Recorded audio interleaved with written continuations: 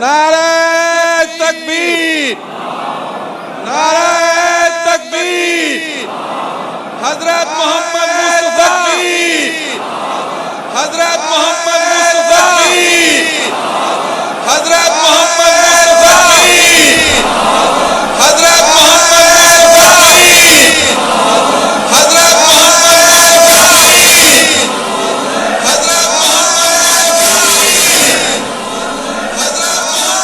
نعرہ تکبیر، نعرہ تکبیر، نعرہ تکبیر، پاک محمد مصطفیٰ غلام احمد کی نعرہ تکبیر۔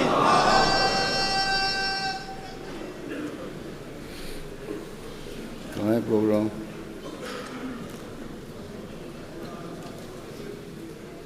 پروگرام کہاں ہے؟ لکھا نہیں ہے؟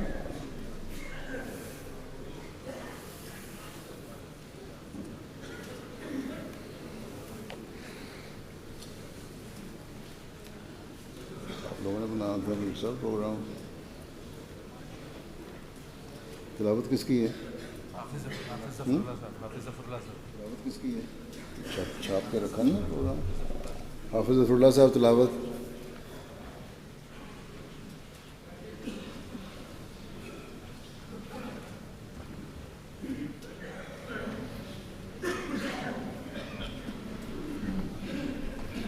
السلام علیکم۔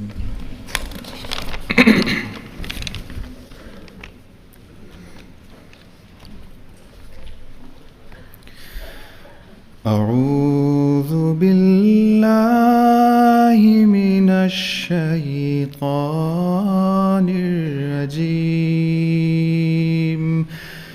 بسم الله الرحمن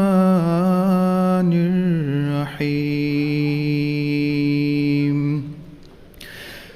قل أطيعوا الله وأطيعوا الرسول، فإن تولوا فإنما عليه ما حمل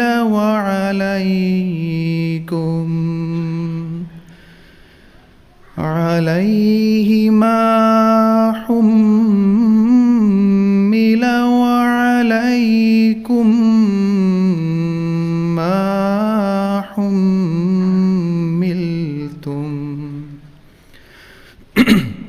وإن تطيعوه تهتدوا، وما على الرسول إلا البلاغ المبين.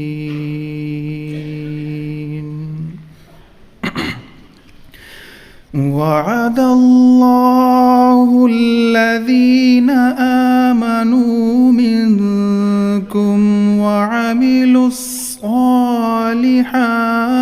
ليستخلفنهم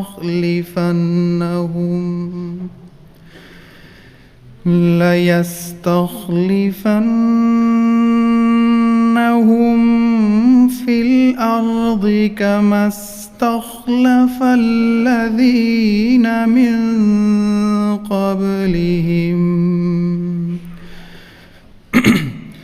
وليمكنن لهم دينهم الذي ارتضى لهم، وليبدلنهم من بعد خوفهم أمنا، يعبدونني لا يشركون بي شيئا، ومن كفر بعد ذلك فأولئك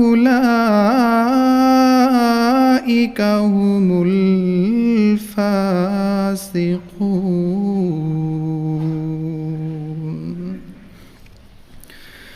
وأقيموا الصلاة وآتوا الزكاة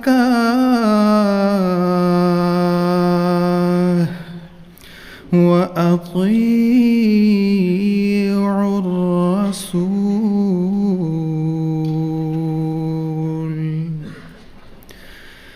وأقيموا الصلاة وآتوا الزكاة وأطيعوا الرسول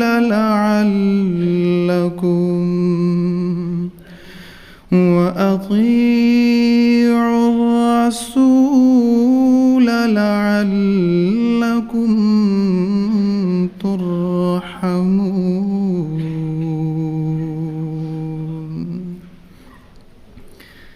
سورہ النور کی آیات 55، 56 اور 57 کا ترجمہ بیان فرمودہ حضرت خلیفۃ المسیح الرابع رحمہ اللہ پیش خدمت ہے۔ کہہ دے کہ اللہ کی اطاعت کرو اور رسول کی اطاعت کرو، پس اگر تم پھر جاؤ تو اس پر صرف اتنی ہی ذمہ داری ہے جو اس پر ڈالی گئی ہے، اور تم پر بھی اتنی ہی ذمہ داری ہے جتنی تم پر ڈالی گئی ہے، اور اگر تم اس کی اطاعت کرو تو ہدایت پا جاؤ گے، اور رسول پر کھول کھول کر پیغام پہنچانے کے سوا کچھ ذمہ داری نہیں۔ تم میں سے جو لوگ ایمان لائے اور نیک اعمال بجا لائے، ان سے اللہ نے پختہ وعدہ کیا ہے کہ انہیں ضرور زمین میں خلیفہ بنائے گا، جیسا کہ اس نے ان سے پہلے لوگوں کو خلیفہ بنایا، اور ان کے لیے ان کے دین کو جو اس نے ان کے لیے پسند کیا ضرور تمکنت عطا کرے گا، اور ان کی خوف کی حالت کے بعد ضرور انہیں امن کی حالت میں بدل دے گا۔ وہ میری عبادت کریں گے، میرے ساتھ کسی کو شریک نہیں ٹھہرائیں گے، اور جو اس کے بعد بھی ناشکری کرے تو یہی وہ لوگ ہیں جو نافرمان ہیں۔ اور نماز کو قائم کرو اور زکوٰۃ ادا کرو اور رسول کی اطاعت کرو تاکہ تم پر رحم کیا جائے۔ وآخر دعوانا سید عاشق حسین صاحب، فارسی نظم۔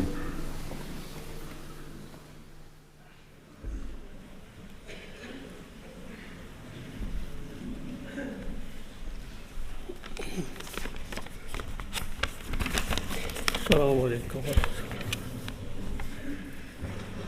فارسی کلام حضرت مسیح موعود علیہ السلام۔ دردا کے حسن صورت فرقان عیان نماند، ان خود عیان مگر اثر عارفان نماند۔ مردم طلب کنند کے ایجاد آن کجاست، صد درد و صد دریغ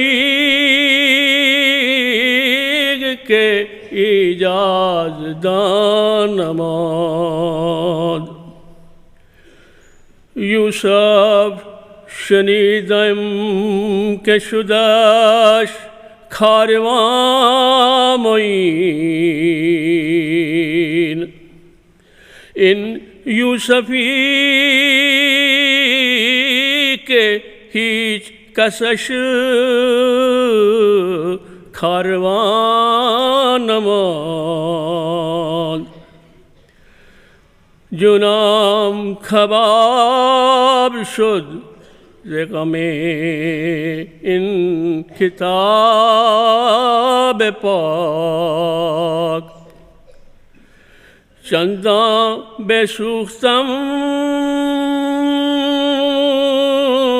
کہ خود امید جان امان۔ اے سید الورا مددی وقت نصرت است، در بوستان سرائے تو کس باغبان ماند، صد بار رقص ها کنم از خرمی اگر، بینام کے حسن دلکش خرکاں نہان نماز۔ اب میں اس کا ترجمہ جو حضرت میر محمد اسماعیل صاحب رضی اللہ تعالیٰ نے بیان فرمایا ہے وہ پیش خدمت کرتا ہوں۔ افسوس کہ قرآن کے چہرے کا حسن ظاہر نہ رہا، وہ خود تو ظاہر ہے مگر اس کے عارف باقی نہیں رہے۔ لوگ پوچھتے ہیں کہ اس کا اعجاز کہاں ہے؟ سخت درد اور سخت رنج ہے کہ اعجاز داں کوئی نہیں رہا۔ یوسف کی بابت سنا ہے کہ قافلے نے اس کی مدد کی تھی، یہ وہ یوسف ہے کہ جس کی مدد کے لیے کوئی قافلہ نہ آیا۔ اس پاک کتاب کے لیے میری جان کباب ہو گئی ہے، اس قدر جل گیا ہوں کہ بچنے کی کوئی امید نہیں۔ اے مخلوقات کے سردار مدد فرما، یہ نصرت کا وقت ہے، تیرے باغ میں کوئی بھی باغباں باقی نہیں رہا۔ میں خوشی کے مارے سینکڑوں دفعہ رقص کروں اگر دیکھ لوں کہ قرآن کا دلکش حسن پوشیدہ نہیں رہا۔ اللہم صلی علی مرتضی منان اردو نظم۔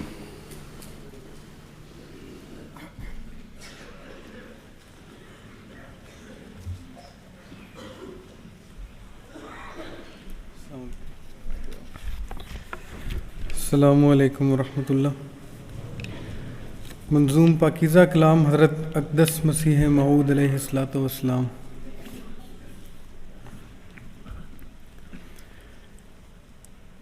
ہے شکر رب عز و جل،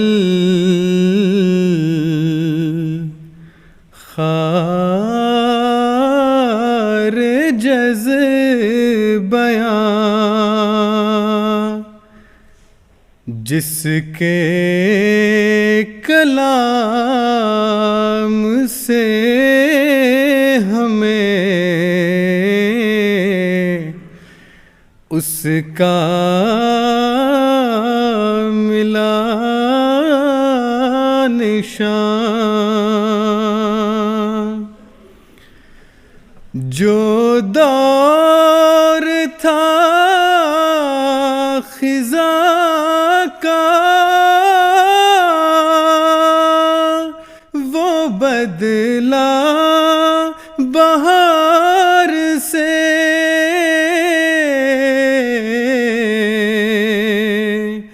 چلنے لگی نسیم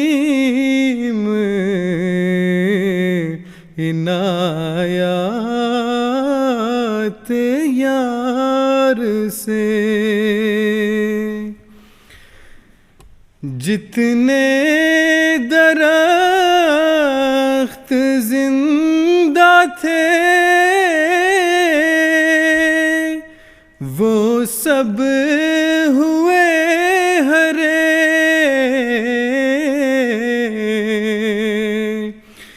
پھل اس قدر پڑا کہ وہ میووں سے لد گئے۔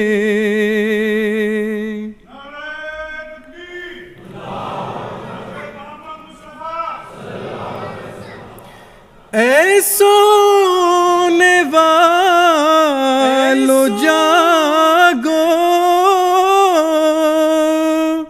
کہ وقت بہار ہے، اب دیکھو آ کے در پہ ہمارے وہ یار ہے۔ ایک قطرہ اس کے فضل نے دریا بنا دیا،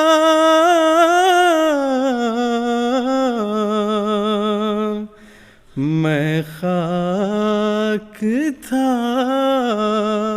اسی نے سریا بنا دیا۔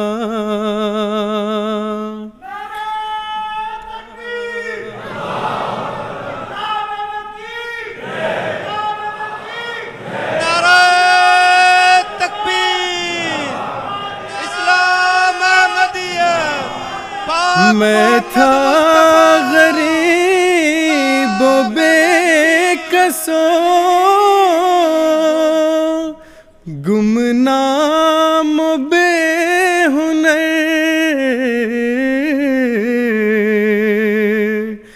کوئی نہ جانتا تھا کہ ہے قادیاں کدھر۔ لوگوں کی اس طرف تو ذرا بھی نظر نہ تھی،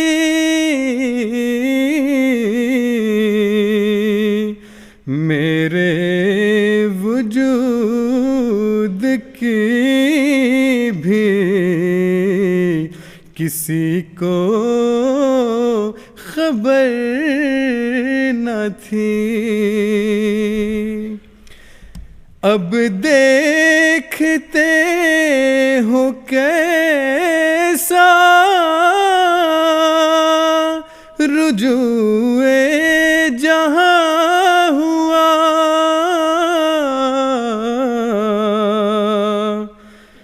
ایک مر جائے خواص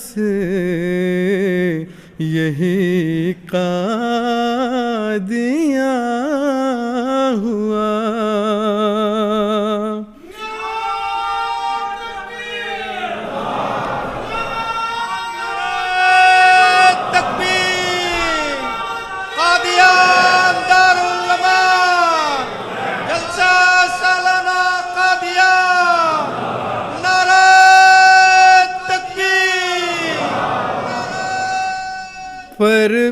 پر پھر بھی جن کی آنکھ تعصب سے بند ہے،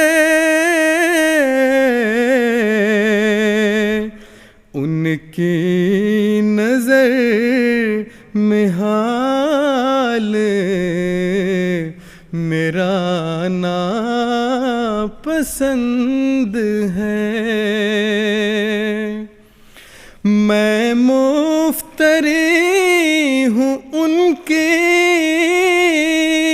نگاہوں خیال میں، دنیا کی خیر ہے میری موت و زوال میں، لعنت ہے مفتری پہ خدا کی کتاب میں،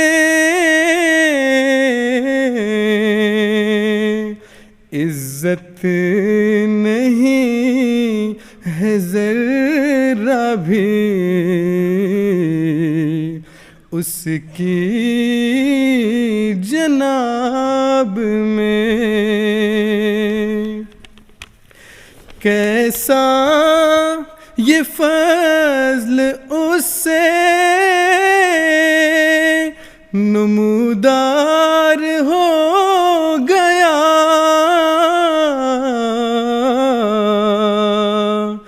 ایک مفتری کا وہ بھی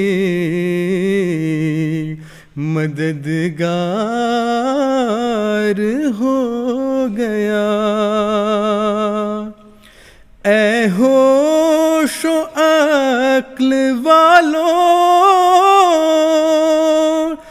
یہ عبرت کا ہے مقام، چالاکیاں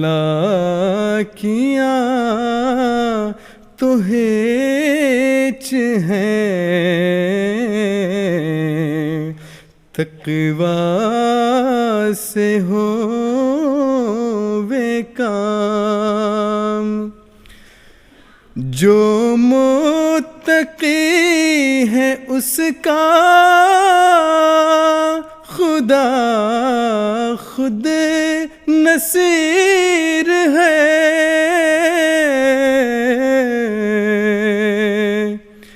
انجام فاسقوں کا عذاب سعیر ہے۔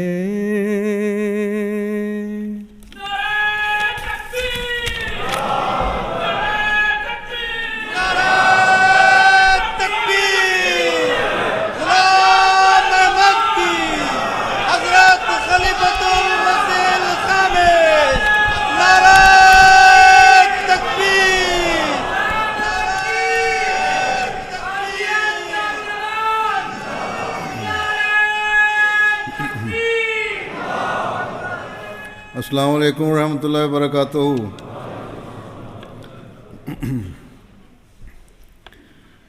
اشہد ان لا الہ الا اللہ وحدہ لا شریک لہ واشہد ان محمدا عبدہ ورسولہ۔ اما بعد فاعوذ باللہ من الشیطان الرجیم، بسم اللہ الرحمن الرحیم۔ الحمد للہ رب العالمین،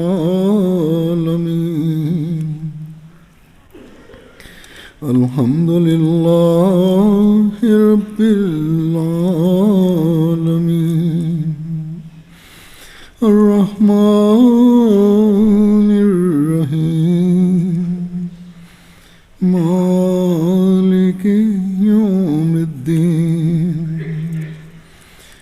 ایاک نعبد و ایاک نستعین، اهدنا الصراط المستقيم، صراط الذين أنعمت عليهم غير المغضوب عليهم ولا الضالين۔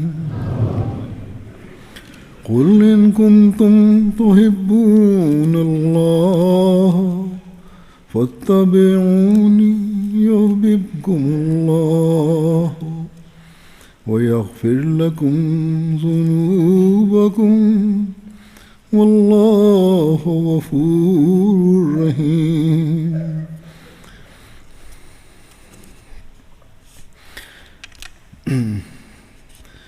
اس آیت کا ترجمہ ہے کہ تو کہہ کہ اے لوگو، اگر تم اللہ سے محبت رکھتے ہو تو میری اتباع کرو، میری پیروی کرو، اس صورت میں وہ بھی تم سے محبت کرے گا اور تمہارے قصور تمہیں بخش دے گا اور اللہ بہت بخشنے والا اور بار بار رحم کرنے والا ہے۔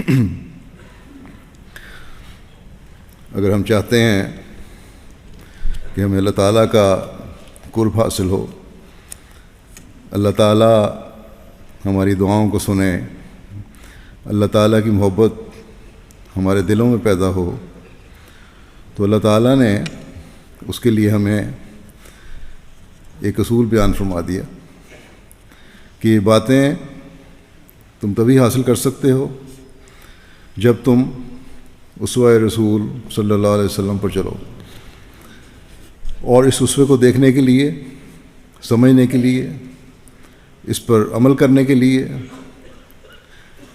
یہ بھی اللہ تعالیٰ کا احسان ہے کہ اس نے صحابہ رضوان اللہ علیہم کے ذریعے وہ سب باتیں بھی ہمیں پہنچا دیں جن پر حضرت صلی اللہ علیہ وسلم عمل فرمایا کرتے تھے۔ لیکن یہ بات بھی سمجھنی ضروری ہے کہ حضرت صلی اللہ علیہ وسلم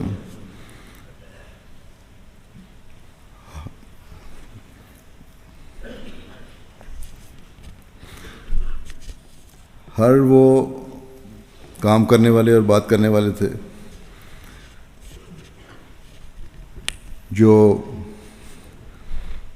اللہ تعالیٰ نے قرآن کریم میں بیان فرمائی۔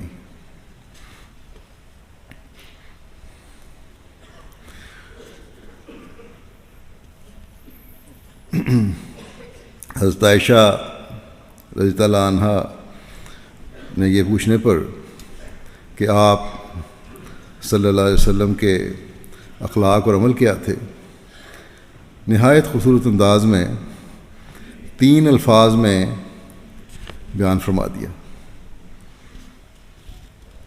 آپ کا اسوہ کہ کانا خلقہ القرآن، کہ آپ کے اخلاق اور اعمال وہی تھے جو قرآن کریم جیسی عظیم کتاب اپنے اندر سمیٹے ہوئے۔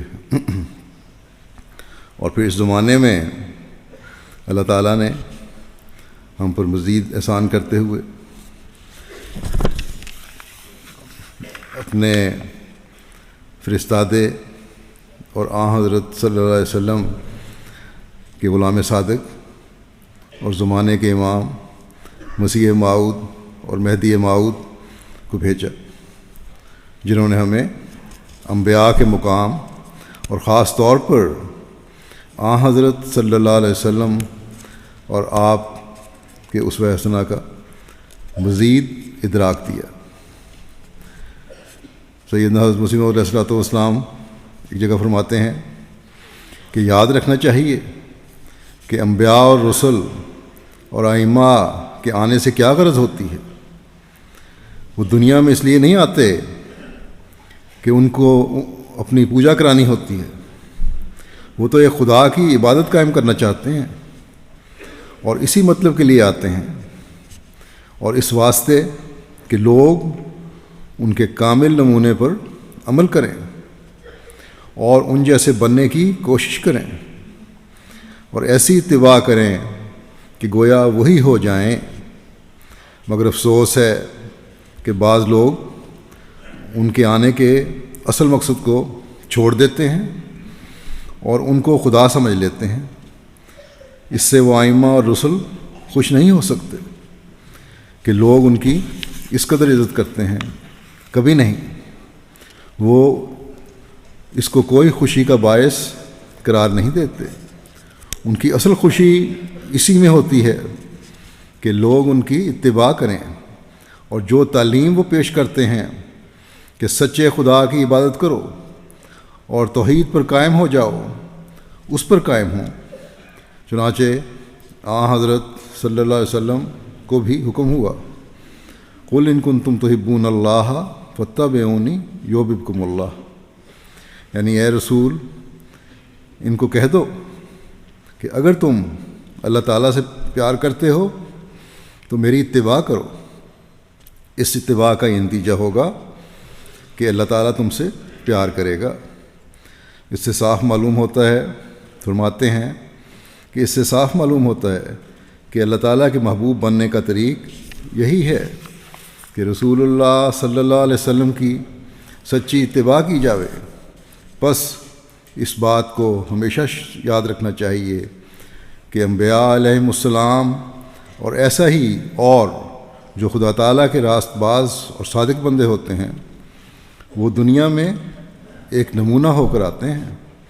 جو شخص اس نمونے کے موافق چلنے کی کوشش نہیں کرتا لیکن ان کو سجدہ کرنے اور حاجت روا ماننے کو تیار ہو جاتا ہے، وہ کبھی خدا تعالیٰ کے نزدیک قابل قدر نہیں ہے، بلکہ وہ دیکھ لے گا کہ مرنے کے بعد وہ امام اس سے بیزار ہوگا۔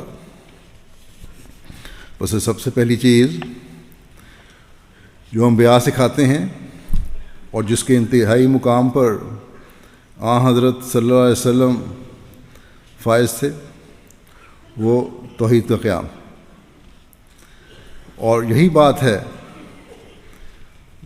جو آپ صلی اللہ علیہ وسلم نے اپنے ماننے والوں میں پیدا فرمائی، اور اس کے بھی اعلیٰ نمونے ہمیں حضرت صلی اللہ علیہ وسلم کے صحابہ میں ملتے ہیں۔ صحابہ نے براہ راست حضرت صلی اللہ علیہ وسلم سے فیض پایا، آپ صلی اللہ علیہ وسلم کے عبودیت کے مقام کو دیکھا اور توحید کے قیام کے لیے تڑپ کو دیکھا، اللہ تعالیٰ سے آپ صلی اللہ علیہ وسلم کی محبت اور عبادت گزاری کے معیاروں کو دیکھا، تو اس چیز نے ان میں بھی حقیقی توحید کی تڑپ پیدا کر دی۔ جیسا کہ میں نے کہا کہ حضرت صلی اللہ علیہ وسلم کے اسوہ حسنہ کو ہم تک پہنچانے میں صحابہ رضوان اللہ علیہم کا بھی کردار ہے، بلکہ بہت بڑا کردار ہے، بلکہ احسان ہے۔ چند ایک روایات پیش کرتا ہوں۔ ایک موقع پر ایک دفعہ حضرت عمر اپنے باپ کی قسم کھا رہے تھے۔ حضرت صلی اللہ علیہ وسلم نے یہ بات سن لی اور فرمایا کہ سنو، اللہ تعالیٰ نے تمہیں باپوں کی قسمیں کھانے سے منع کیا ہے۔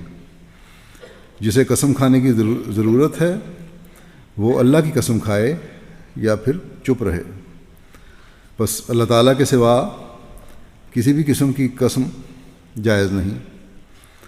بعض لوگ بچوں کی قسم کھا جاتے ہیں، قریبیوں اور پیاروں کی قسم کھا جاتے ہیں، سمجھتے ہیں کہ یہ ہمارے پیارے ہیں، ان کی قسم کھائیں گے تو دوسرا یقین کر لے گا۔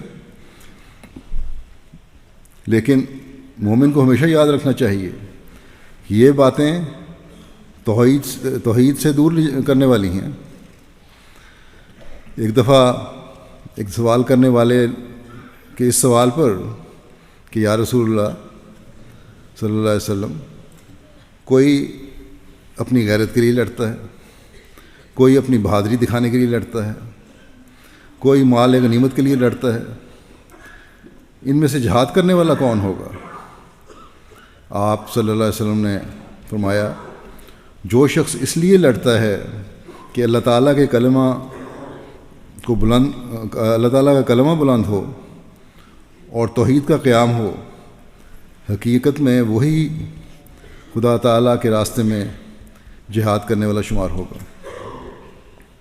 پس ہر عمل جو توحید کے قیام کے لیے ہے وہی ایسا عمل ہے جو خدا تعالیٰ کو بھی پسند ہے، اور وہی ایسا عمل ہے جس کے قائم کرنے کے لیے حضرت صلی اللہ علیہ وسلم مبعوث ہوئے۔ ایک مرتبہ جب مکہ کے سرداروں نے حضرت صلی اللہ علیہ وسلم کو بات چیت کرنے کے لیے بلایا تو حضرت صلی اللہ علیہ وسلم نے سمجھا کہ شاید ان لوگوں کو کچھ خیال آ گیا ہے اور سیدھے راستے پر آنے کا ارادہ ہے ان کا، چنانچہ آپ جلدی سے وہاں تشریف لے گئے۔ تو ان سب سرداروں نے متفقہ طور پر یہ کہا کہ اے محمد صلی اللہ علیہ وسلم، ہم نے آپ کو گفتگو کرنے کے لیے بلایا ہے۔ ہم عرب میں سے کسی کو ایسا نہیں جانتے جس نے اپنی قوم کو اس قدر مشکل میں مبتلا کر دیا ہو۔ جیسا کہ آپ نے مشکل میں ڈالا ہے۔ آپ ہمارے معبودوں کو برا بھلا کہتے ہیں، ہماری جماعت کے ٹکڑے کر دیے ہیں۔ کوئی خرابی نہیں جو آپ کی وجہ سے پیدا نہ ہو گئی ہو۔ اگر آپ کا مقصد، یعنی ان کی نظر میں جو دنیا داری کی نظر میں جو خرابی ہو سکتی تھی، اصل میں تو آپ دنیا کی اصلاح کے لیے آئے تھے۔ تو کہنے لگے کہ اگر آپ کا مقصد مال جمع کرنا ہے تو ہم اس قدر مال دیتے ہیں کہ قوم میں سے امیر کبیر شخص بن جائیں۔ اگر سردار بننا چاہتے ہیں تو ہم آپ کو اپنا سردار بنا لیتے ہیں۔ آپ صلی اللہ علیہ وسلم نے فرمایا کہ تم مجھے غلط سمجھے، یہ باتیں تو نہ مجھ میں ہیں، نہ میں ظاہری عزت و شہرت چاہتا ہوں۔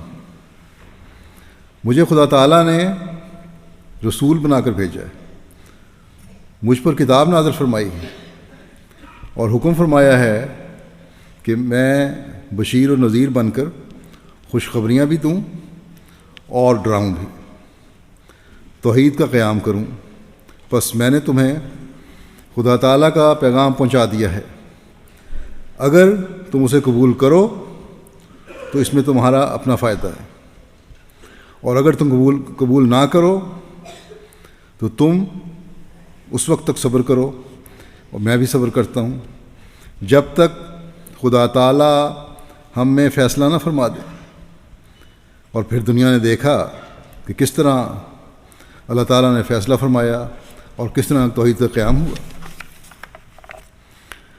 حضرت صلی اللہ علیہ وسلم کی عبودیت کا ذکر فرماتے ہوئے سیدنا مسیح موعود علیہ الصلوۃ والسلام فرماتے ہیں، قرآن کریم کو پڑھ کر دیکھ لو، اور تو اور ہمارے نبی کریم صلی اللہ علیہ وسلم سے بڑھ کر دنیا میں کسی کامل انسان کا نمونہ موجود نہیں، اور نہ آئندہ قیامت تک ہو سکتا ہے۔ پھر دیکھو کہ اقتداری معجزات کے ملنے پر بھی حضور کے شامل حال ہمیشہ عبودیت ہی رہی، اور بار بار انما انا بشر مثلکم ہی فرمایا، یہاں تک کہ کلمہ توحید بھی اپنی عبودیت کے اقرار کا ایک جزو لازم قرار دیا، جس کے بدون مسلمان ہی نہیں ہو سکتا۔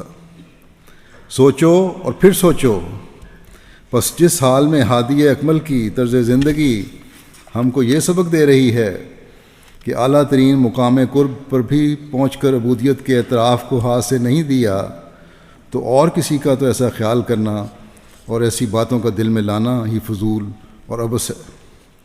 بس یہ ہے وہ ادراک جو حضرت مسیح علیہ السلام نے ہمیں دیا کہ جب ایک مسلمان یہ اعلان کرتا ہے کہ اشہد ان لا الہ الا اللہ، تو یہ اعلان بھی ضروری ہے کہ اشہد ان محمدً عبدہ و رسولہ۔ پس جب نبی کامل اللہ تعالیٰ کے بندے ہیں تو پھر وہ لوگ جو پیروں فقیروں کو اس سے زائد مقام دے کر ان کی قبروں پر سجدے کرتے ہیں، ان کے فعل کو کس طرح جائز قرار دیا جا سکتا ہے؟ بلکہ یہ سخت گناہ اور شرک ہے۔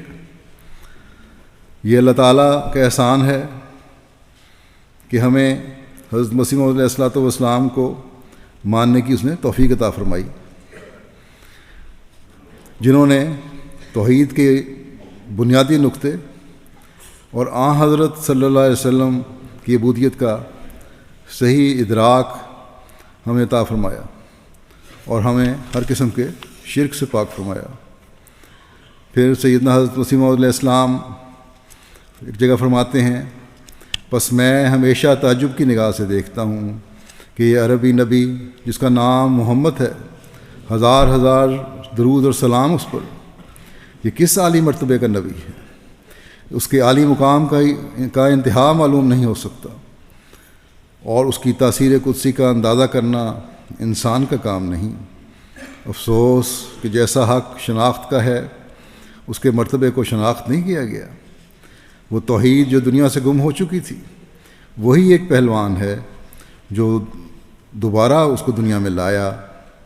اس نے خدا سے انتہائی درجے پر محبت کی اور انتہائی درجے پر بنی نوع کی ہمدردی میں اس کی جان گداز ہوئی۔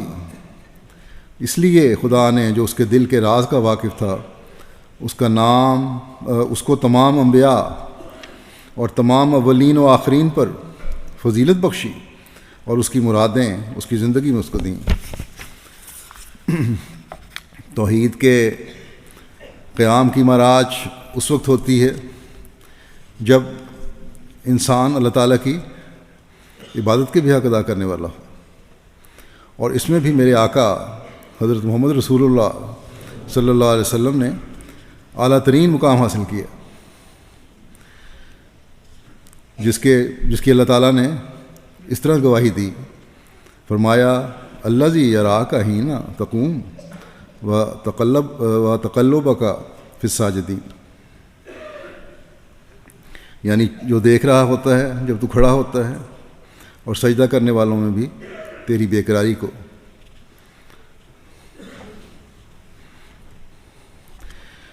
بس اللہ تعالیٰ اعلان فرما رہا ہے کہ اے محمد صلی اللہ علیہ وسلم، تمام سجدے کرنے والوں میں تیرے جیسا بے قرار سجدہ کوئی نہیں کرنے والا۔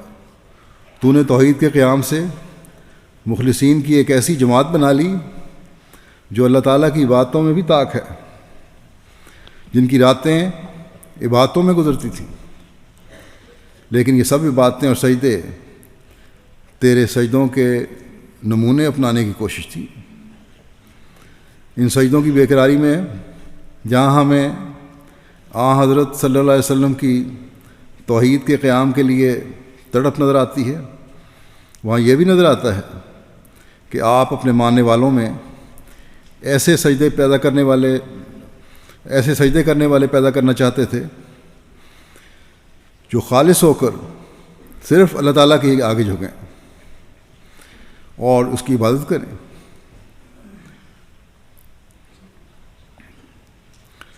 دلوں میں بسے ہوئے جھوٹے معبودوں کو نکالیں۔ حضرت صلی اللہ علیہ وسلم نے ایک دفعہ فرمایا کہ ہر نبی کی کوئی خواہش ہوتی ہے، اور میری دلی خواہش رات کی عبادت ہے۔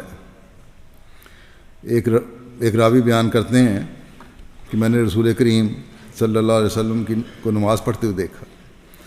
اس وقت شدت گریہ وزاری سے آپ کے سینے سے ایسی آواز آ رہی تھی جیسے چکی کے چلنے کی آواز آتی ہے، دانا پیسنے کے لیے چکی چلاتے ہیں جو گرائنڈر کی آواز ہوتی ہے۔ اسی طرح ایک روایت میں یہ بھی ہے کہ ایسی آواز آتی تھی جیسے ہنڈیا ابل رہی ہو۔ حضرت ام سلمہ فرماتی ہیں کہ آپ صلی اللہ علیہ وسلم کچھ دیر سوتے، پھر جاگ کر کچھ دیر نماز میں مصروف ہو جاتے، پھر سو جاتے، پھر اٹھ بیٹھتے، غرض صبح تک یہی حالت جاری رہتی۔ حضرت عائشہ رضی اللہ عنہا فرماتی ہیں کہ بیماری یا کسی اور وجہ سے اگر آپ کی تہجد رہ جاتی تو آپ صلی اللہ علیہ وسلم دن کو 12 رکعت نوافل ادا کیا کرتے تھے۔ حضرت صلی اللہ علیہ وسلم کی اپنے ماننے والوں کے لیے بھی یہی خواہش اور توقع تھی کہ وہ عبادت گزار ہوں اور عبادت کا حق ادا کرنے والے ہوں۔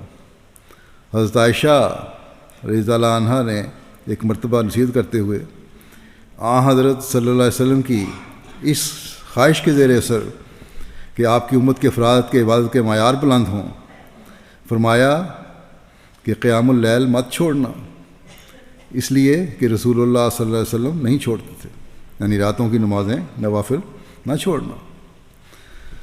اور جب آپ بیمار ہو جاتے، جسم میں سستی محسوس فرماتے، تو بیٹھ کر تہجد کی نماز ادا فرماتے۔ یہ جو آیا ہے میں نے روایت پڑھی ابھی کہ اگر تہجد چھٹ جاتی تو 12 نفل دن کو ادا فرماتے، یہ صورت شاذ ہی پیش آتی ہوگی، ورنہ آپ نے ایک دن صحابہ کو فرمایا کہ باوجود بیماری کے، جس کا اثر صحابہ بھی اس وقت آپ کے جسم پر محسوس کر رہے تھے، چہرے پر محسوس کر رہے تھے، آپ نے فرمایا کمزوری کے باوجود آج رات بھی میں نے لمبی صورتیں ہی پڑھی ہیں اور ساری دعاؤں میں اور عبادتوں میں اس بات پر زور تھا کہ میری امت حقیقی عبادت گزار بنے اور اپنے خدا کے حضور جھکی رہے۔ آپ کے صحابہ نے آپ کی یہ تڑپ دیکھی اور آپ کی صحبت کا اثر پایا، آپ صلی اللہ علیہ وسلم کے اسوے کو اپنایا، تو وہی جو مشرک تھے ایسے عبادت گزار بنے جو بعد میں آنے والوں کے لیے ایک نمونہ بن گئے۔ ایک انقلاب تھا جو انہیں آیا۔ اس بارے میں حضرت مسیح موعود علیہ السلام فرماتے ہیں، میں بڑے زور سے کہتا ہوں کہ خواہ کیسا ہی پکا دشمن ہو، اور خواہ وہ عیسائی ہو یا آریہ ہو، جب وہ ان حالات کو دیکھے گا جو حضرت صلی اللہ علیہ وسلم سے پہلے عرب کے تھے، اور پھر اس تبدیلی پر نظر کرے گا جو آپ کی تعلیم اور تاثیر سے پیدا ہوئی، تو اسے بے اختیار آپ کی حقانیت کی شہادت دینی پڑے گی۔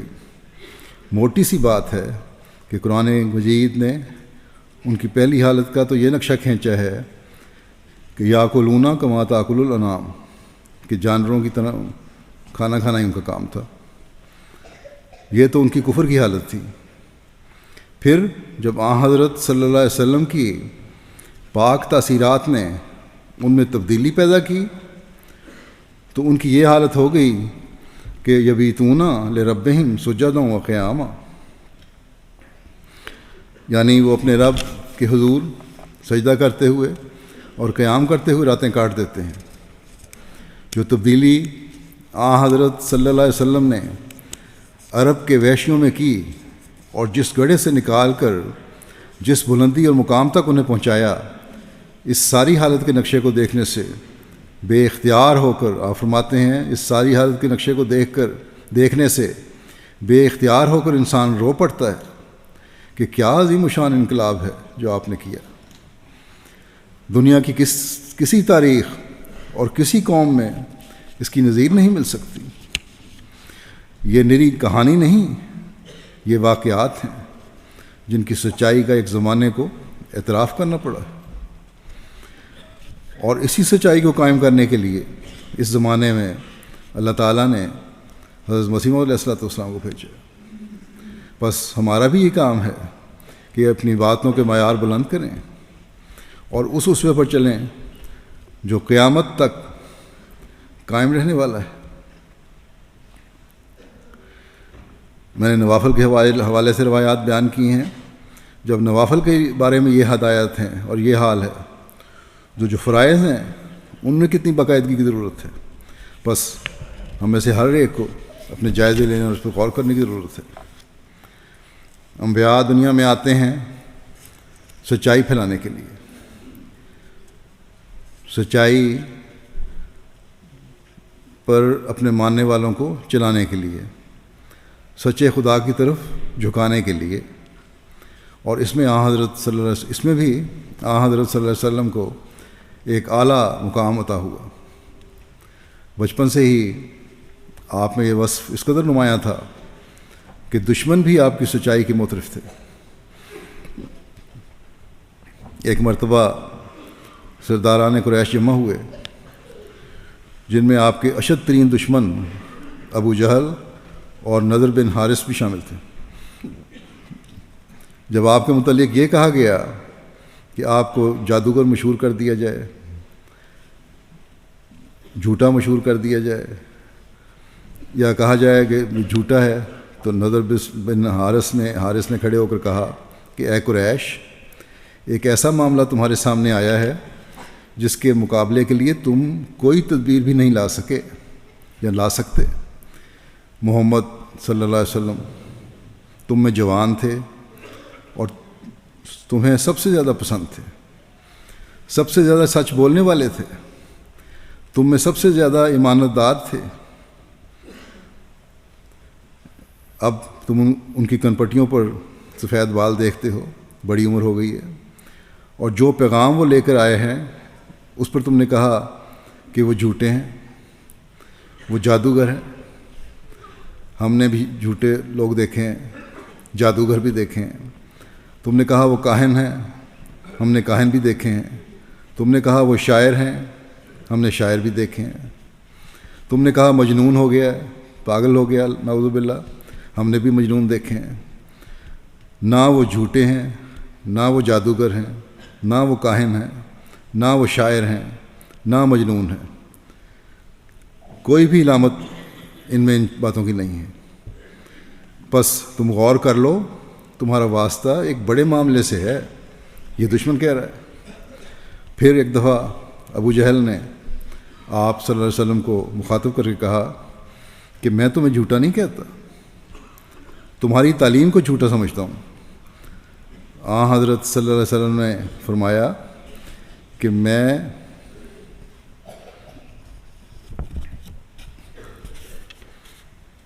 تمہارے درمیان اتنا عرصہ رہا ہوں، لیکن کبھی تم میرا جھوٹ ثابت نہیں کر سکے، جھوٹا نہیں مجھے کہہ سکے، تو کیا آج اس تعلیم لانے کی وجہ سے خدا تعالیٰ کے معاملے میں جھوٹ بولوں گا؟ حضرت اقدس مسیح موعود علیہ السلام فرماتے ہیں کہ انبیاء وہ لوگ ہیں کہ جنہوں نے اپنی کامل راست بازی کی، قوی حجت پیش کر کے اپنے دشمنوں کو بھی الزام دیا، جیسا کہ یہ الزام قرآن شریف میں ہے، حضرت خاتم الانبیاء صلی اللہ علیہ وسلم کی طرف سے موجود ہے، جہاں فرمایا ہے کہ فقط لبستو فیکم عمرا من قبل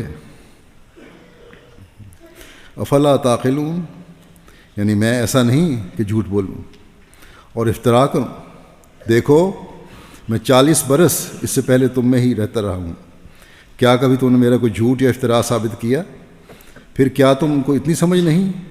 یعنی یہ سمجھ کہ جس نے کبھی آج تک کسی قسم کا جھوٹ نہیں بولا، وہ اب خدا پر کیوں جھوٹ بولنے لگا؟ غرض انبیاء کے واقعات عمری اور ان کی سلامت روشی ایسی بدیہی اور ثابت ہے کہ اگر سب باتوں کو چھوڑ کر ان کے واقعات کو ہی دیکھا جائے تو ان کی صداقت ان کے واقعات سے ہی روشن ہو رہی ہے۔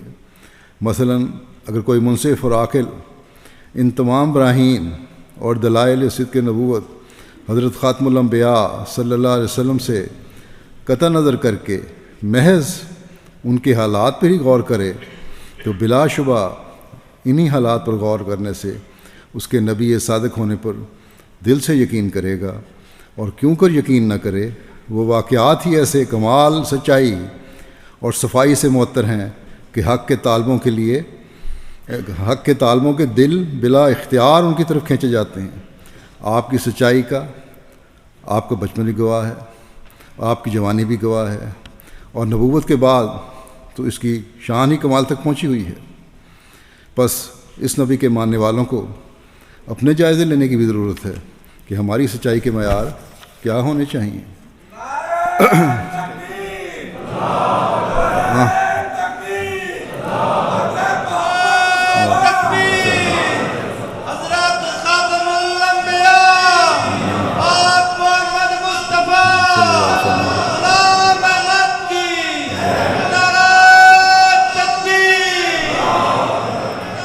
حضرت صلی اللہ علیہ وسلم کی عاجزی اور انکساری کے اعلیٰ معیار کا ذکر کرتے ہوئے ایک جگہ حضرت مسیح موعود علیہ السلام فرماتے ہیں، ایک اور وصف ہے، دیکھو ہمارے نبی کریم صلی اللہ علیہ وسلم کی کامیابیاں اگرچہ ایسی تھیں کہ تمام انبیاء سابقہ میں اس کی نظیر نہیں ملتی، مگر خدا تعالیٰ نے آپ کو جیسی جیسی کامیابیاں عطا کیں، آپ اتنی ہی پھر اتنی اختیار کرتے چلے گئے۔ ایک دفعہ کا ذکر ہے کہ ایک شخص آپ کے حضور پکڑ کر لایا گیا، آپ نے دیکھا تو وہ بہت کانپتا تھا اور خوف کھاتا تھا، مگر جب وہ قریب آیا تو آپ نے نہایت نرمی اور لطف سے دریافت فرمایا، تم ایسے ڈرتے کیوں ہو؟ آخر میں بھی تمہاری طرح ایک انسان ہی ہوں اور ایک بڑھیا کا فرزند ہوں۔ ایک حدیث ہے جس میں حضرت صلی اللہ علیہ وسلم کی عاجزی اور انکساری کا مزید پتہ چلتا ہے، اور آپ کے ماننے والوں کے لیے اس میں نصیحت بھی ہے کہ انہیں کس طرح زندگی گزارنی چاہیے۔ حضرت ابو ہریرہ رضی اللہ عنہ کہتے ہیں کہ حضرت صلی اللہ علیہ وسلم نے فرمایا کہ تم میں سے کوئی بھی اپنے اعمال کی وجہ سے نجات نہیں پائے گا۔ صحابہ نے عرض کی یا رسول اللہ کیا آپ بھی؟ آپ نے فرمایا ہاں میں بھی اپنے اعمال کی وجہ سے نجات نہیں پاؤں گا، لیکن اللہ تعالیٰ مجھے اپنی رحمت کے سائے میں لے لے گا۔ پس فرماتے ہیں پس تم سیدھے رہو اور شریعت کے قریب رہو، اور صبح شام اور رات کے اوقات میں عبادت کرو اور میانہ روی اختیار کرو تو تم اپنی مراد کو پہنچ جاؤ گے۔ پس جس نبی کے بارے میں خدا تعالیٰ فرماتا ہے کہ اس کی بیعت میری بیعت ہے اور اس کا ہاتھ میرا ہاتھ ہے، لیکن اللہ تعالیٰ کی خشیت اور عاجزی کا یہ مقام ہے کہ آپ فرماتے ہیں کہ میں بھی اس کے رحم اور فضلوں سے ہی بخشا جاؤں گا۔ اور پھر آپ فرمایا کہ تم لوگ اپنے اعمال کی طرف نظر رکھو، اپنے عبادتوں کی طرف نظر رکھو، اور کبھی اپنے خدا سے بے وفائی نہ کرو، کبھی عبادتوں سے لاپرواہی نہ کرو۔ پھر دیکھیں آپ کا کامیابی اور فتح پر عاجزی اور انکساری کا نظارہ۔ دنیا کے لیڈر کامیابیاں حاصل کرتے ہیں تو فرعون بن جاتے ہیں، بلکہ عام آدمی کو بھی اگر کوئی کامیابی ملے تو گردن فخر سے اور تکبر اور غرور سے اکڑ جاتی ہے۔ لیکن انسان کامل کا اسوہ کیا ہے؟ وہ شہر جس کے لوگوں نے آپ کو اور آپ کے ماننے والوں کو ظلم کر کے نکالا، اور اسی پر بس نہیں بلکہ بعد میں مسلسل یہ کوشش کرتے رہے کہ اسلام کو صفحہ ہستی سے مٹا دیا جائے، لیکن ہوتا تو وہی ہے جو اللہ تعالیٰ چاہتا ہے، اور جو اللہ تعالیٰ نے فیصلہ کیا ہوا ہے۔ اور پھر اللہ تعالیٰ کی تقدیر سے وہ وقت بھی آیا جب مکہ فتح ہوا۔ آپ اس شہر میں فاتح کی حیثیت سے داخل ہوئے، لیکن کس سال میں؟ تاریخ کہتی ہے کہ حضرت صلی اللہ علیہ وسلم جب 10,000 قدوسیوں کے جلوہ میں فاتحانہ شان سے مکے میں داخل ہوئے، وہ دن آپ کے لیے بہت خوشی اور مسرت اور عظمت کے اظہار کا دن تھا، مگر آپ صلی اللہ علیہ وسلم خدا کے ان فضلوں کے اظہار پر خدا کی راہ میں عاجزی کے انتہائی مقام پر پہنچے ہوئے تھے۔ خدا نے جتنا بلند کیا آپ انکسار میں اتنا ہی جھکتے جاتے تھے، یہاں تک کہ جب آپ فاتح کی حیثیت سے مکے میں داخل ہوئے تو آپ کا سر جھکتے جھکتے اونٹ کے کجاوے سے جا لگا تھا۔ حضرت مسیح موعود علیہ الصلوۃ والسلام اس واقعے کو یوں بیان فرماتے ہیں کہ علوف جب خدا تعالیٰ کے خاص بندوں کو دیا جاتا ہے بڑائی اور تو وہ انکسار کے رنگ میں ہوتا ہے، اور شیطان کا علوف استکبار سے ملا ہوا ہوتا ہے، وہ تکبر کرتا ہے۔ دیکھو آپ فرماتے ہیں دیکھو ہمارے نبی کریم صلی اللہ علیہ وسلم نے جب مکے کو فتح کیا تو آپ نے اس طرح اپنا سر جھکایا اور سجدہ کیا جس طرح ان مصائب اور مشکلات کے دنوں میں جھکاتے اور سجدہ کرتے تھے، جب اس مکے میں آپ کی ہر طرح سے مخالفت کی جاتی تھی اور دکھ دیا جاتا تھا۔ سیدنا حضرت مسیح علیہ السلام حضرت صلی اللہ علیہ وسلم کے انکسار کا ذکر کرتے ہوئے نصیحت فرماتے ہیں کہ خالی شیخیوں سے اور بے جا تکبر اور بڑائی سے پرہیز کرنا چاہیے اور انکساری اور تواضع اختیار کرنی چاہیے۔ دیکھو حضرت صلی اللہ علیہ وسلم جو کہ حقیقتاً سب سے بڑے اور مستحق بزرگی تھے، ان کے انکسار اور تواضع کا ایک نمونہ قرآن شریف میں موجود ہے۔ لکھا ہے کہ ایک اندھا حضرت صلی اللہ علیہ وسلم کی خدمت میں آ کر قرآن شریف پڑھا کرتا تھا۔ ایک دن آپ کے پاس عمائد مکہ اور رؤسائے شہر جمع تھے اور آپ ان سے گفتگو میں مشغول تھے۔ باتوں میں مصروفیت کی وجہ سے کچھ دیر ہو جانے سے وہ نابینا اٹھ کر چلا گیا۔ یہ ایک معمولی بات تھی، اللہ تعالیٰ نے اس کے متعلق صورت نازل فرما دی۔ اس پر آن حضرت صلی اللہ علیہ وسلم اس کے گھر میں گئے اور اسے ساتھ لا کر اپنی چادر مبارک بچھا کر بٹھایا۔ فرماتے ہیں کہ اصل بات یہ ہے کہ جن لوگوں کے دلوں میں عظمت الہی ہوتی ہے ان کو لازماً خاکسار اور متواضع بننا ہی پڑتا ہے، کیونکہ وہ خدا تعالیٰ کی بے نیازی سے ہمیشہ ترساں و لرزاں رہتے ہیں۔ پھر ایک فارسی کا مصرع آپ نے بیان فرمایا، آ نا انکے عارف تر ان ترساں تر، کہ وہ لوگ جو عارف ہیں، جو زیادہ پہچان رکھنے والے ہیں، وہ زیادہ ڈرتے ہیں، کیونکہ جس طرح اللہ تعالیٰ نقطہ نواز ہے اسی طرح نقطہ گیر بھی ہے۔ اگر وہ باریک فراست عطا کرتا ہے تو اسی طرح پکڑتا بھی ہے بعض باتوں پہ۔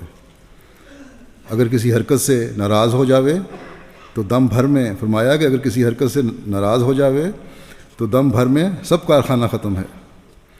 بس چاہیے کہ ان باتوں پر غور کرو۔ آپ فرماتے ہیں کہ چاہیے کہ ان باتوں پر غور کرو اور ان کو یاد رکھو اور عمل کرو۔ حضرت صلی اللہ علیہ وسلم کے اوصاف حسنہ تو ہر وصف کا مکمل احاطہ کیے ہوئے ہیں، تمام کے تمام، تو ایک مجلس میں کیا کئی مجلسوں میں بیان نہیں ہو سکتے۔ اس وقت ایک اور خوبصورت پہلو آپ صلی اللہ علیہ وسلم کی سیرت کا بیان کروں گا جو آپ کی جود و سخا کا ہے۔ حضرت ابن عمر بیان کرتے ہیں کہ میں نے حضرت صلی اللہ علیہ وسلم سے زیادہ بہادر، معزز، سخی اور نورانی وجود نہیں دیکھا۔ لگتا ہے کہ صحابہ کے پاس حضرت صلی اللہ علیہ وسلم کے اوصاف بیان کرنے کی طاقت ہی نہیں تھی۔ ایک اعلیٰ وصف بیان کرنے کی کوشش کرتے ہیں تو چار ابھر کر سامنے آ جاتے ہیں۔ پھر ایک روایت ہے کہ حضرت صلی اللہ علیہ وسلم سے بعض انصار نے کچھ مانگا، آپ نے ان کو دیا، انہوں نے پھر مانگا، پھر دیا، انہوں نے پھر مانگا، آپ صلی اللہ علیہ وسلم نے پھر عطا فرمایا، یہاں تک کہ اس وقت آپ کے پاس جو کچھ تھا وہ ختم ہو گیا۔ آپ صلی اللہ علیہ وسلم نے فرمایا، میرے پاس جو مال ہوتا ہے اسے تم سے روک کر نہیں رکھتا۔ ایک دفعہ آپ کے پاس 90,000 درہم آئے کہیں سے، آپ نے وہیں ان سے تقسیم فرما دیے۔ ایک موقع پر ایک آنے والے کو بکریوں کا اتنا بڑا ریوڑ عطا فرمایا کہ جو پوری وادی میں پھیلا ہوا تھا۔ ایک مرتبہ آپ صلی اللہ علیہ وسلم کے پاس بحرین سے مال لایا گیا، ڈھیروں ڈھیر مال تھا، آپ نے مسجد میں اس کا ڈھیر لگوا دیا۔ آپ نماز پڑھنے کے لیے تشریف لائے تو اس طرف نظر نہیں کیا آپ نے۔ جب آپ نماز سے فارغ ہوئے تو نماز کے بعد تمام مال تقسیم فرما دیا۔ آپ کی نرمی اور جود و سخا کی وجہ ہی تھی کہ بدو بھی بعض دفعہ بڑے کرخت اور بے ادبانہ طریق سے آپ سے مانگتے تھے، لیکن آپ تمام طاقت ہونے کے باوجود، حکومت ہونے کے باوجود ان کی بے ادبی کو نظر انداز کرتے تھے اور انہیں عنایت فرماتے تھے۔ حضرت مسیح علیہ الصلوۃ والسلام اس مضمون کو بیان کرتے ہوئے کہ انبیاء اور اولیاء پر تنگی کا زمانہ بھی آتا ہے اور کشائش کا اور فتوحات کا زمانہ بھی آتا ہے، فرماتے ہیں کہ یہ دونوں زمانے ضروری ہیں تاکہ ہر قسم کے حالات میں ان کا اسوہ دنیا کے سامنے آئے۔ دنیا دار تو تنگ دستی اور کمزوری کے زمانے میں عاجزی بھی دکھاتا ہے، اللہ تعالیٰ کی طرف بھی جھکتا ہے، مشکلات میں پڑا ہو تو لوگوں سے اچھے اخلاق سے بھی پیش آ جاتا ہے، حسب توفیق غریبوں کی مدد بھی کر دیتا ہے، اگر اپنے دکھ دینے والوں کے مقابلے پر جواب دینے کی طاقت نہ ہونے کی وجہ سے خاموش بھی رہتا ہے اور کہتا ہے ہم نے صبر کیا، اور صبر کا ظاہر کر رہا ہوتا ہے۔ لیکن جب اقتدار اور طاقت آئے اس وقت لوگوں کا خیال رکھنا اور اعلیٰ اخلاق کا مظاہرہ کرنا اور معاف کرنا یہی اصل وصف ہے۔ بس کمزوری اور طاقت کی حالتیں ہی اصل میں کسی کے اعلیٰ اخلاق کے ماپنے کا پیمانہ ہے۔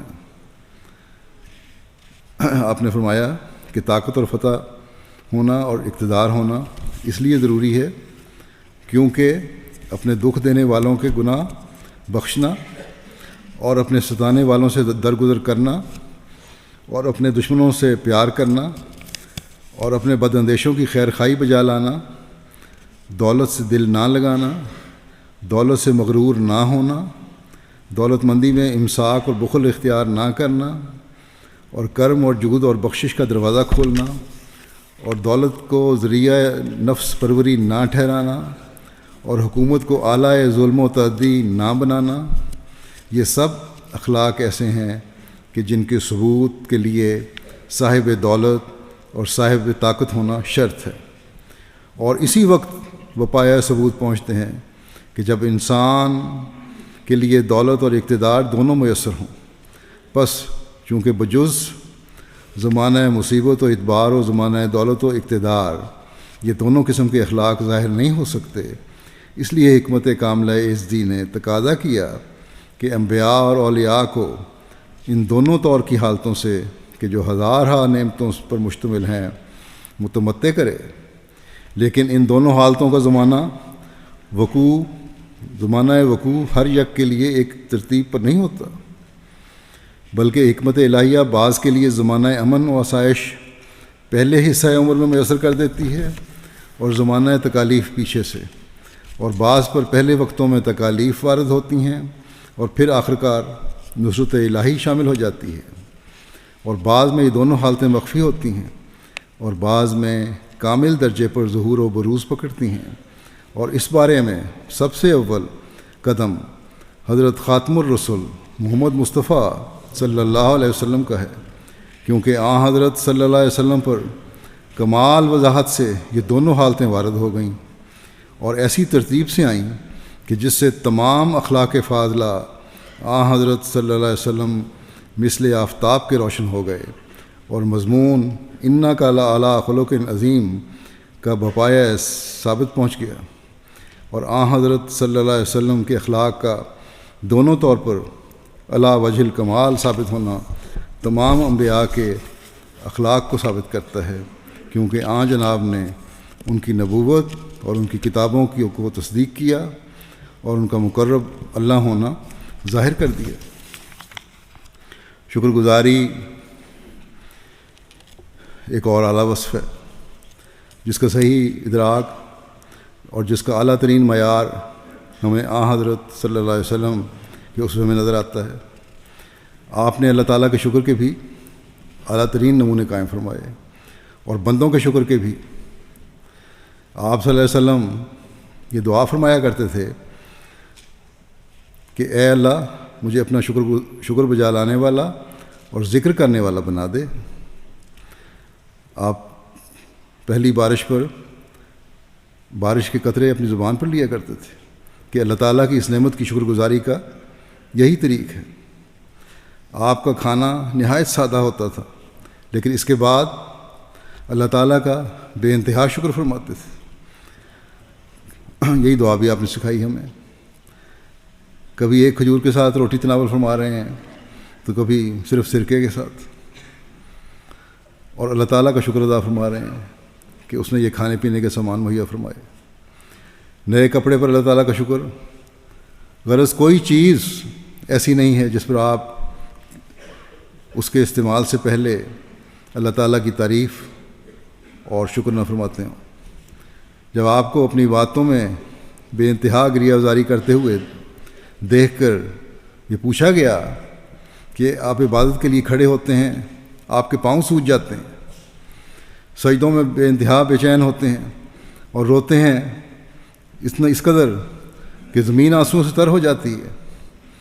آپ کے تو اللہ تعالیٰ نے گزشتہ اور آئندہ سب گناہ بخش دیے ہیں، اب کوئی گناہ آپ سے سرزد بھی نہیں ہونا اور نہ پہلے کبھی ہوا، تو پھر اس قدر آپ کا رونا اور چلانا اور کیوں ہے؟ تو آپ نے فرمایا کہ کیا میں اس بات پر اللہ تعالیٰ کا شکر گزار بندہ بن کر اس کے آگے نہ رہوں کہ اس نے مجھے اس قدر نوازا ہے؟ بندوں کی شکر گزاری کے کیا معیار تھے؟ حضرت ابوبکر صدیق رضی اللہ عنہ آپ کے بچپن کے دوست تھے، جنہوں نے ہر مشکل کے وقت آپ کا ساتھ دیا۔ آپ صلی اللہ علیہ وسلم ان کے جذبات کا بے انتہا خیال رکھا کرتے تھے۔ ایک دفعہ کسی شخص نے کسی اختلاف کی وجہ سے حضرت ابوبکر رضی اللہ عنہ کو کچھ کہہ دیا، تو آپ نے فرمایا کہ جب اللہ تعالیٰ نے مجھے مبعوث فرمایا تو تم سب نے مجھے جھوٹا کہا، اور ابوبکر نے میری سچائی کی گواہی دی اور اپنی جان اور مال سے میری مدد کی، کیا تم میرے ساتھی کی دل آزاری سے باز نہیں رہ سکتے؟ آپ نے ایک موقع پر فرمایا کہ مجھ پر سب سے زیادہ احسان ابوبکر نے کیا۔ آپ صلی اللہ علیہ وسلم پر کسی نے کیا احسان کرنا تھا؟ آپ کے لیے کچھ بھی قربان کرنا اس قربان کرنے والے کے لیے ایک اعزاز تھا، اور پھر ظاہری لحاظ سے بھی آپ نے ہر ایک کی خدمت کا بدلہ بہت بڑھ کر دیا، لیکن پھر بھی شکر کے جذبات کا اظہار آپ کر رہے ہیں۔ حضرت عائشہ رضی اللہ عنہا نے حضرت صلی اللہ علیہ وسلم کے بار بار حضرت خدیجہ کے بارے میں تعریفی ذکر پر کہا کہ آپ کیا ہر وقت اس بڑھیا کا ذکر کرتے رہتے ہیں، جب کہ اللہ تعالیٰ نے آپ کو اس سے بڑھ کر بیویاں عطا کی ہیں۔ اس پر حضرت صلی اللہ علیہ وسلم نے فرمایا، جب لوگوں نے مجھے جھٹلایا تو انہوں نے مجھے قبول کیا، جب لوگوں نے میرا انکار کیا تو وہ ایمان لائیں، جب مجھے مال سے محروم کیا گیا تو انہوں نے اپنے مال سے میری مدد کی، اور اللہ تعالیٰ نے اولاد بھی مجھے انہی سے عطا فرمائی۔ بس آپ نے حضرت خدیجہ کی ان خدمات کو جو انہوں نے اپنے خامد کے لیے کی تھیں کبھی نہیں بلایا، اور اس کو احسان سمجھا اور ہمیشہ اس کی شکر گزاری کی۔ آج کل کے خامدوں کے لیے یہ سبق ہے کہ بیویوں کو مال بھی کھا جاتے ہیں، اور پھر یہ احسان کہ دیکھو میں نے ابھی تک تمہیں بیوی کا مقام دیا ہوا ہے۔ پھر بادشاہ نجاشی نے جو کفار کے ظلم سے ہجرت کرنے والے مسلمانوں کو اپنے ملک میں پناہ دی تھی، آپ صلی اللہ علیہ وسلم نے بادشاہ نجاشی جو حبشہ کا بادشاہ تھا اس کے اس احسان کو ہمیشہ یاد رکھا۔ ایک دفعہ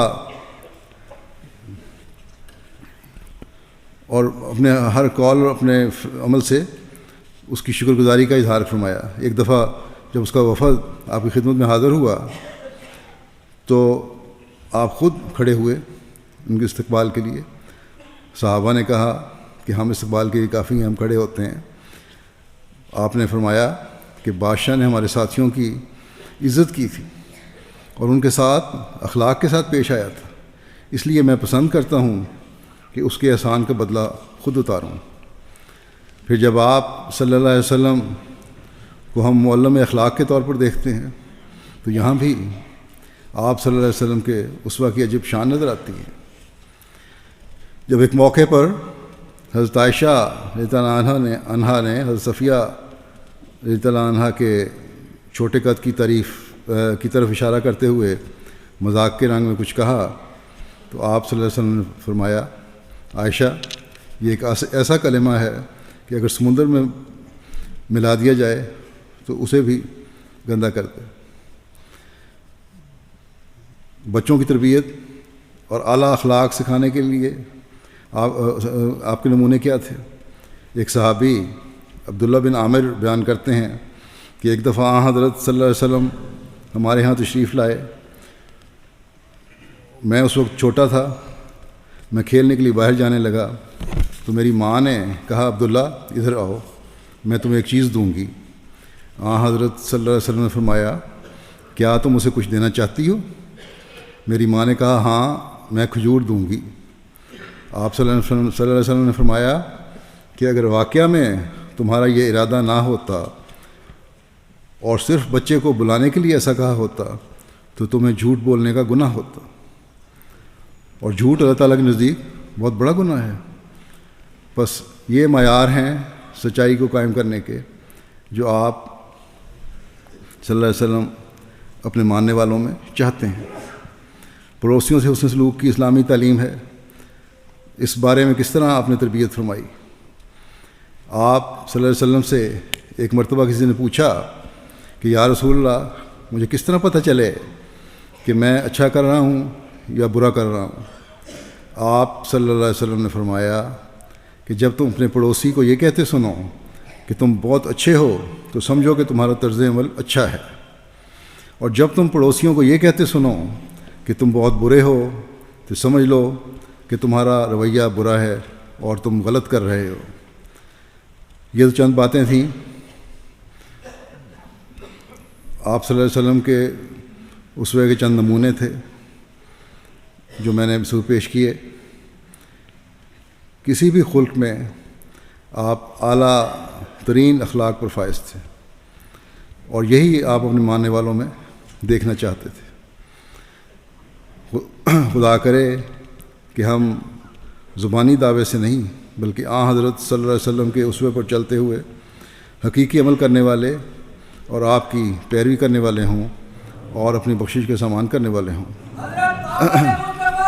حضرت اقدس مسیح موعود علیہ السلام، ٹھہر جائیں ذرا، حضرت مسیح موعود علیہ السلام ایک اقتباس پیش کرتا ہوں۔ آپ فرماتے ہیں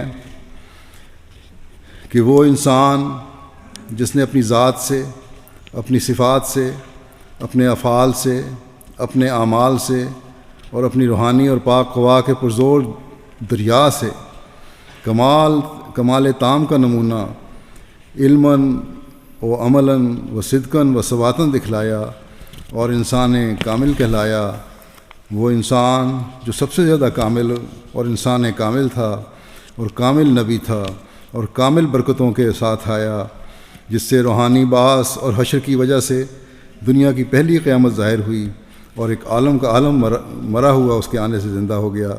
وہ مبارک نبی حضرت خاتم الانبیاء، امام الاصفیاء، ختم المرسلین، فخر النبیین جناب محمد مصطفیٰ صلی اللہ علیہ وسلم ہیں۔ اے پیارے خدا، اس پیارے نبی پر رحمت اور درود بھیج جو ابتدائے دنیا سے تو نے کسی پر نہ بھیجا ہو۔ اگر یہ عظیم الشان نبی دنیا میں نہ آتا تو پھر جس قدر چھوٹے چھوٹے نبی دنیا میں آئے، جیسا کہ یونس اور ایوب اور مسیح بن مریم اور ملاکی اور یحییٰ اور زکریا وغیرہ وغیرہ، ان کی سچائی پر ہمارے پاس کوئی بھی دلیل نہیں تھی، اگرچہ سب مقرب اور وجیح اور خدا تعالیٰ کے پیارے تھے۔ یہ اس نبی کا احسان ہے کہ یہ لوگ بھی دنیا میں سچے سمجھے گئے۔ اللہم صلی وسلم وبارک علیہ وآلہ واصحابہ اجمعین وآخر دعوانا ان الحمد للہ رب العالمین۔ اب دعا کر لیں۔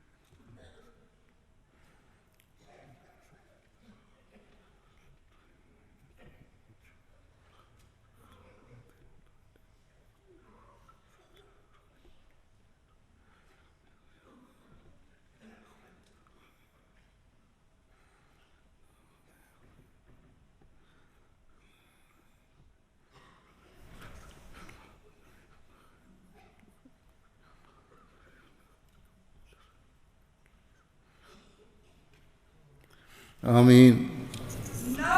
اس وقت جو قادیان کے جلسے کی حاضری بیان کی گئی ہے وہ 14,242 ہے۔ اس دفعہ پاکستان سے تو احباب نہیں شریک ہوئے تھے، لیکن اس کے باوجود باہر سے کافی احباب تشریف لائے، اور انڈونیشیا سے بھی ایک چارٹر جہاز وہاں لے کے گئے وہ، اور اللہ تعالیٰ کے فضل سے 14,242 حاضری اس وقت، اور یہاں اس وقت بیٹھے ہوئے لوگوں کی حاضری 5,230 ہے۔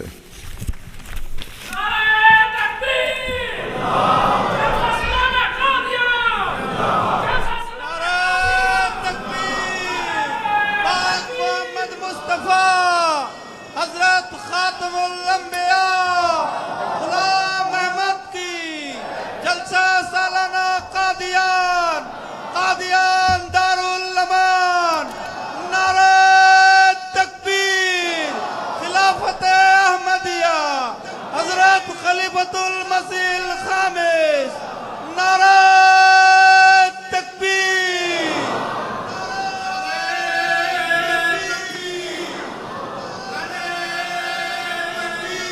تو قادیان والے شروع کریں، قادیان والے نظمیں شروع کر دیں۔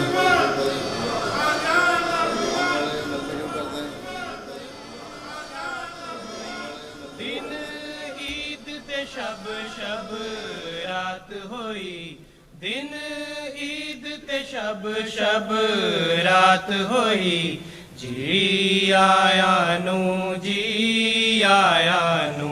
سر اکھا تے جی آیا نو، سو بسم اللہ جی آیا نو، جی آیا نو، جی آیا نو، جی آیا نو، جی آیا نو، جی آیا نو، جی آیا نو۔ اے پاک مسیح دی بستی ہے، ایتھے مستی کھڑ کھڑ ہسدی ہے، ਇਹ ਬਸਤੀ ਹੱਸਦੀ ਵਸਦੀ ਏ ਇਹਨੂੰ ਅਮਨ ਦੀ ਦੁਨੀਆ ਕਹਿੰਦੇ ਨੇ।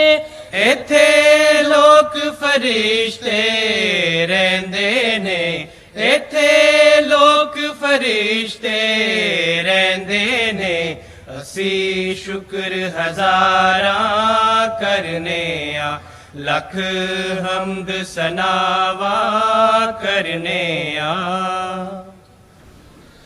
ਇੱਥੋਂ ਨੂਰ ਦਾ ਚਸ਼ਮਾ ਫੁੱਟਿਆ ਸੀ، ਇੱਥੋਂ ਫੈਜ਼ ਦਾ ਦਰਿਆ ਵਗਿਆ ਸੀ, ਇੱਥੋਂ ਪਿਆਰ ਦਾ ਬੂਟਾ ਉੱਗਿਆ ਸੀ, ਤੁਸੀਂ ਇਸ ਬੂਟੇ ਦੇ ਮਾਲੀਓ، ਤੁਸੀਂ ਇਸ ਬਸਤੀ ਦੇ ਵਾਲੀਓ، ਤੁਸੀਂ ਇਸ ਬਸਤੀ ਦੇ ਵਾਲੀਓ، ਅਸੀਂ ਸ਼ੁਕਰ ਹਜ਼ਾਰਾਂ ਕਰਨੇ ਆ، ਲੱਖ ਹਮਦ ਸਨਾਵਾਂ ਕਰਨੇ ਆ۔ السلام علیکم ورحمۃ اللہ وبرکاتہ۔ ہم احمدی بچے ہیں، کچھ کر کے دکھا دیں گے، اسلام کو دنیا میں محبوب بنا دیں گے، ہر سمت پکاریں گے، دنیا میں نذیر آیا، ہر سمت پکاریں گے، دنیا میں نذیر آیا، ہر ایک کو جا جا کر پیغام خدا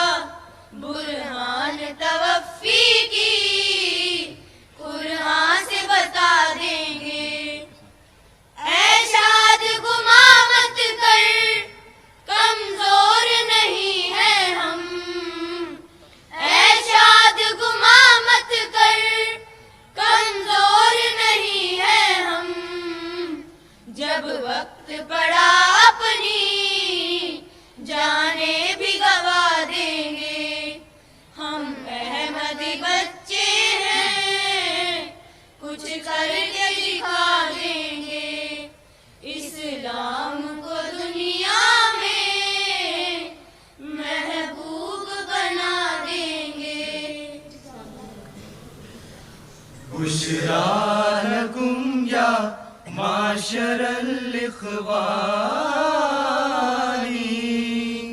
طوبى لكم يا مجمع الخلان بشرى لكم يا معشر الإخوان طوبى لكم يا مجمع الخلان زهرت بروق عناية الحنان وبدا الصراط لمن له العينان الله أكبر كيف أبدأ آية كشف الغطاء بإنارة البرهان بشرى لكم يا معشر الإخوان طوبى لكم يا مجمع الخلان هل كان هذا في لرب قادر أم هل تراه مكائد الإنسان اليوم يوم طيب ومبارك يخزي بآياته ذوي الطغيان بشرى لكم يا معشر الإخوان طوبى لكم يا مجمع الخلان طوبى لكم يا مجمع الخلان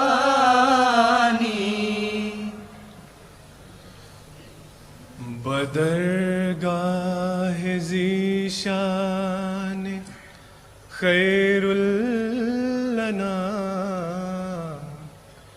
شفیع الورا مرجع خاص و عام بسد عجز و منت بسد احترام یہ کرتا ہے عرض آپ کا ایک غلام کہ اے شاہ کونین عالی مقام کہ اے شاہ کونین عالی مقام علیک الصلاۃ علیک السلام علیک الصلاۃ علیک السلام حسینان عالم ہوئے شرمگی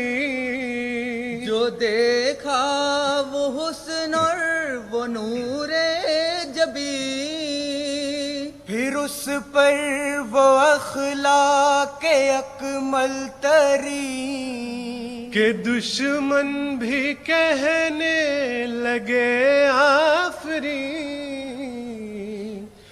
لگے آفرین زہے خلق کامل زہے حسن تام علیک الصلاۃ علیک السلام علیک الصلاۃ علیک السلام علیک الصلاۃ علیک السلام علیک الصلاۃ علیک السلام علیک الصلاۃ علیک السلام.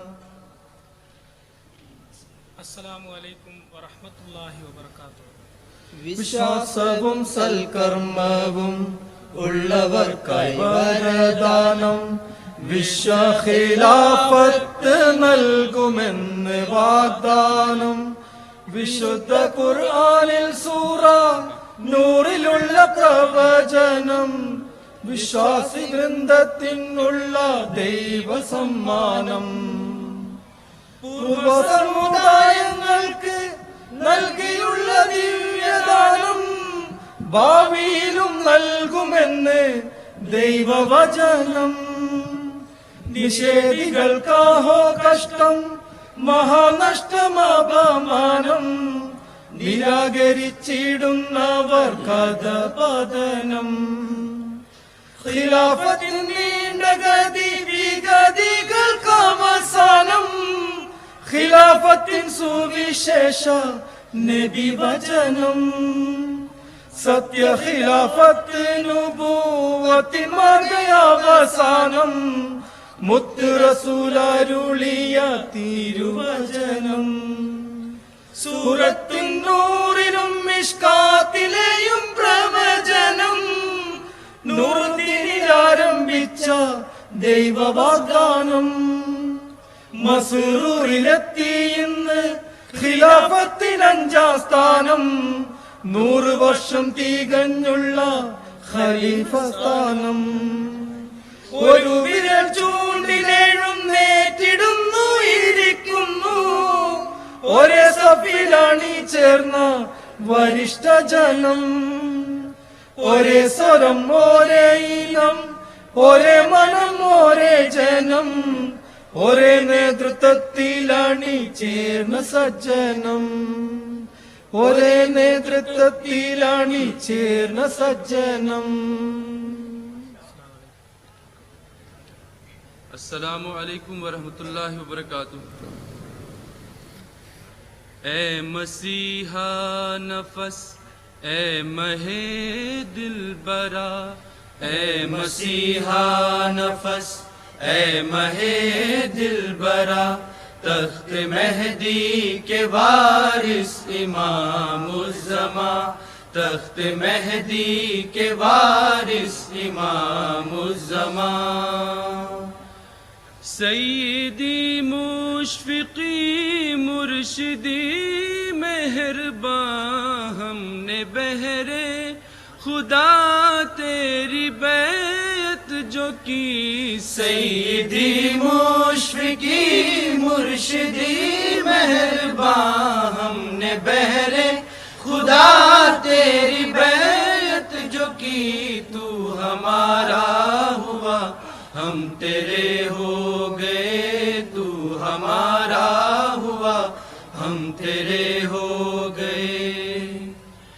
برق روحانیت کی عجب رو چلی،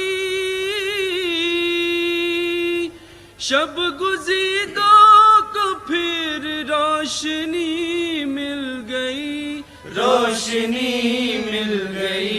کرمزی شب ہوئی، دن ہرے ہو گئے. سیدی مشفقی مرشدی مہرباں، تو ہمارا ہوا ہم تیرے ہو گئے. تو ہمارا ہوا ہم تیرے ہو گئے.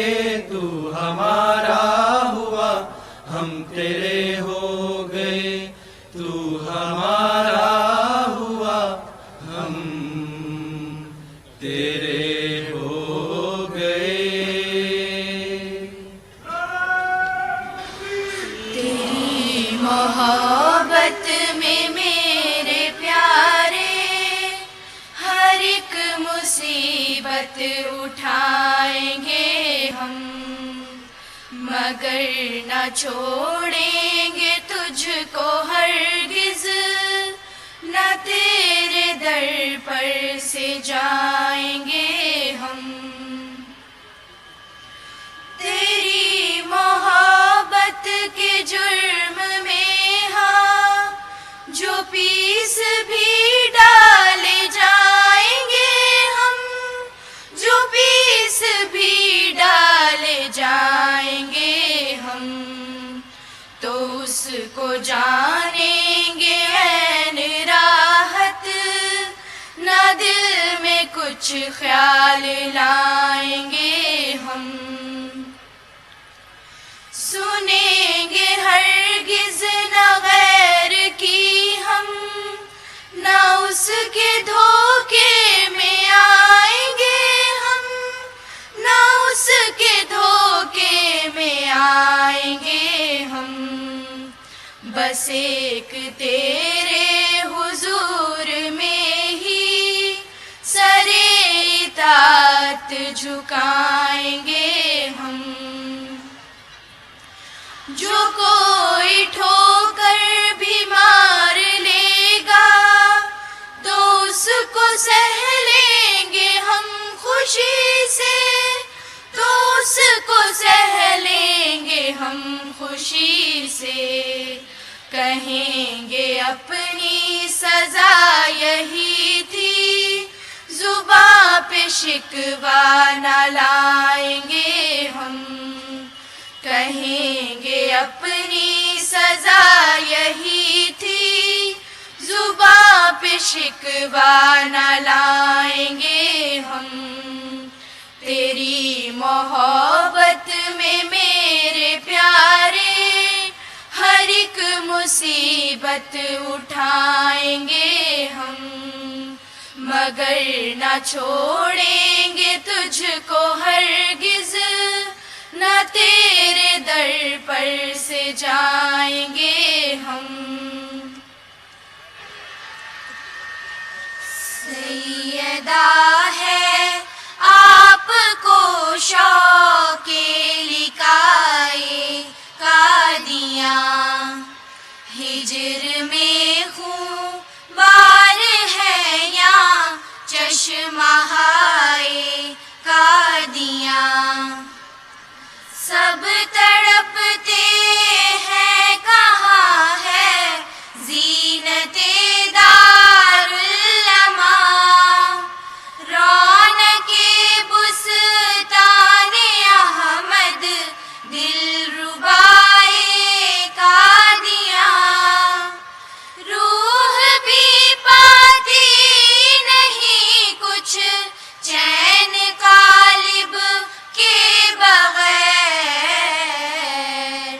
ان کے منہ سے بھی نکل جاتا ہے ہائے قادیاں، ہجر میں خون بار ہے یا چشمہ ہائے قادیاں، مانگتے ہیں سب دعا ہو کر سراپا آرزو، جلد شاہ قادیاں تشریف لائے قادیاں، ابر رحمت ہر طرف چھائے چلے باد کرم، بارش انوار سے پر ہو فضائے قادیاں، ہجر میں خون بار ہے یا چشمہ ہائے قادیاں، خدا کرے کہ صحبت امام بھی ہمیں ملے، یہ نعمت خلافت مدام بھی ہمیں ملے، خدا کرے کہ صحبت امام بھی ہمیں ملے، خدا کرے اطاعت امام ہم بھی کر سکیں، خدا کرے کہ معرفت کا جام بھی ہمیں ملے، خدا کرے کہ عشق مصطفیٰ ہمارے دل میں ہو، رضائے حق کی مسند کرام بھی ہمیں ملے، رضائے حق کی مسند کرام بھی ہمیں ملے، خدا کرے کہ صحبت امام بھی ہمیں ملے، خدا کرے سجود کا سرور بھی نصیب ہو، خدا کرے کہ لذت قیام بھی ہمیں ملے، ہمارے ہر عمل میں عکس ہو مسیح پاک کا، फिदाइयान मुस्तफ़ा का नाम भी हमें मिले, फिदाइयान मुस्तफ़ा का नाम भी हमें मिले। खुदा करे कि सोहबते इमाम भी हमें मिले, ये नेमते खिलाफते मदाम भी हमें मिले। खुदा करे कि सोहबते इमाम भी हमें मिले, ये नेमते खिलाफते मदाम भी हमें मिले, ये नेमते खिलाफते मदाम भी हमें मिले, हमें मिले। अच्छा जज़ाकल्लाह। क्या है, नमाज का वक्त कितने बजे हो जाएगा? हैं, हो जाता है? ठीक है, फिर तैयारी करें नमाज की, वज़ू वगैरह करके नमाज पे पहुँचें, उसके बाद खाना खा लें। अस्सलाम वालेकुम।